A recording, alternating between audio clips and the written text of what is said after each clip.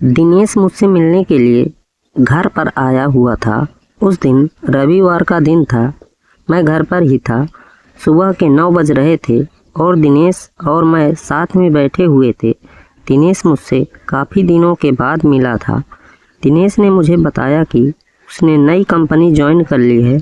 मैंने दिनेश को उसके लिए बधाई दी और कहा कि चलो यह तो बड़ा ही अच्छा है। हम दोनों बातें कर रहे थे कि माँ हम दोनों के लिए चाय बनाकर ले आई और हम दोनों ने चाय पी। दिनेश और मेरी उस दिन काफ़ी देर तक बातें हुई। मुझे काफ़ी अच्छा लगा। उस दिन दिनेश से बातें करके काफ़ी लंबे समय के बाद वो घर पर आया था और मुझसे मिला था। जब दिनेश घर गया तो उस वक्त 12 बज रहे थे और मैंने भी सोचा कि क्यों ना आज ललित को मिल आऊँ। ललित को मिलने के लिए मैं उस दिन उसकी शॉप पर चला गया था। मैं ललित से मिला तो मुझे काफ़ी अच्छा लगा और ललित भी काफ़ी खुश था। काफ़ी दिनों के बाद मैं ललित को मिल रहा था। ललित ने मुझे बताया कि उसके भैया की शादी जल्द ही होने वाली है। हालांकि ये बात मुझे पहले से ही पता थी। ललित ने मुझे शादी का कार्ड दिया और कहा कि तुम्हें भैया की शादी में आना है। मैं ललित के साथ करीब 3 घंटे तक बैठा रहा। फिर मैं घर वापस लौट आया था। जब मैं घर वापस लौटा तो उसके बाद मैं अपने रूम चला गया और आराम करने लगा। मुझे कुछ दिनों के बाद ललित के भैया की शादी में जाना था और मैं जब ललित के भैया की शादी में गया तो वहाँ पर मुझे काफ़ी अच्छा लगा। ललित को भी बड़ा अच्छा लगा था जिस तरीके से हम लोगों ने उस दिन शादी का एंजॉय किया। मैं रात के वक्त घर लौटा आया था। जब मैं घर लौटा तो उस दिन मुझे काफ़ी देर हो गई थी और मैं घर पर ही था। काफ़ी दिन हो गए थे मैं भोपाल नहीं जा पाया था, तो मैंने सोचा कि क्यों ना कुछ दिनों के लिए मैं भोपाल चला जाऊं। भोपाल में मेरी बड़ी बहन रहती है और उससे मिल हुए मुझे काफ़ी समय हो चुका था, इसलिए मैं भोपाल जाना चाहता था। मैंने उस दिन ऑनलाइन टिकट बुक करवा दी। जिस दिन मुझे भोपाल जाना था उस दिन मैंने दीदी को फ़ोन किया। ये बात मैंने उनसे अभी तक नहीं कही थी कि मैं भोपाल आ रहा हूँ। जब मैंने दीदी से इस बारे में कहा तो दीदी मुझे कहने लगी कि क्या तुम वाकई में भोपाल आ रहे हो। मैंने दीदी से कहा कि हाँ मैं भोपाल आ रहा हूँ। मैं रेलवे स्टेशन पर ट्रेन का इंतज़ार कर रहा था। जैसे ही ट्रेन आई तो मैंने अपना सामान ट्रेन में रखा और मैं अपनी सीट पर बैठ गया। उस वक्त दिन मुझे सफ़र का पता ही नहीं चला और मैं रात को भोपाल पहुंच चुका था। मैं जब रात के वक्त भोपाल पहुंचा तो वहां से मैंने टैक्सी ली और मैं दीदी के घर पर चला गया। दीदी से मिलकर मुझे बड़ा अच्छा लगा था और दीदी भी बड़ी खुश थी। काफ़ी लंबे समय बाद मैं दीदी को मिल रहा था और दीदी ने मुझे कहा कि तुमने बहुत ही अच्छा किया जो तुम मुझसे मिलने के लिए आ गए। दीदी और मैं एक दूसरे से बातें कर रहे थे।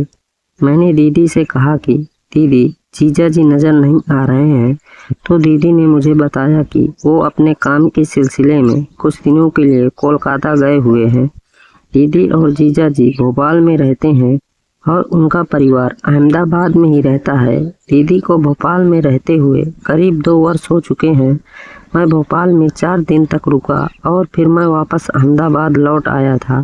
जब मैं अहमदाबाद वापस लौटा तो उस दिन मुझसे माँ ने कहा कि बेटा आज मुझे पड़ोस में जाना है और मुझे आने में देर हो जाएगी। मैंने माँ से कहा कि माँ कोई बात नहीं, मैं आज खाना बाहर से ही ऑर्डर करवा देता हूँ। माँ ने कहा कि ठीक है बेटा, तुम आज खाना बाहर से ही ऑर्डर करवा देना। उस दिन मैंने खाने का ऑर्डर बाहर से ही करवा दिया था। जब मैंने खाने का ऑर्डर करवाया तो उस वक्त माँ भी घर पर आ चुकी थी और हम लोगों ने उस दिन साथ में डिनर किया। डिनर करने के बाद मैं अपने रूम में चला गया। मुझे उस दिन अपर्णा का फ़ोन आया और जब मुझे उसका फ़ोन आया तो मैंने उससे फ़ोन पर काफ़ी देर तक बातें की। अपर्णा से मेरी काफ़ी लंबी समय के बाद बातें हो रही थी। हम दोनों एक दूसरे को काफ़ी लंबे समय से मिले भी नहीं थे। उस दिन जब मेरी और उसकी बातें हुई तो हम लोगों को बड़ा ही अच्छा लगा और हम दोनों बड़े खुश थे जिस तरीके से हम दोनों की बातें हुई। एक दिन मैं और अपर्णा साथ में थे।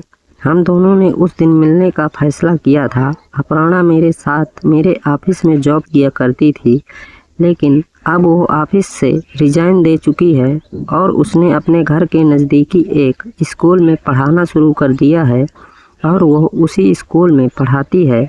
मुझे बहुत ही अच्छा लगा जिस तरीके से मैं और अपर्णा एक दूसरे से बातें कर रहे थे और हम दोनों की बातें काफ़ी देर तक हुई।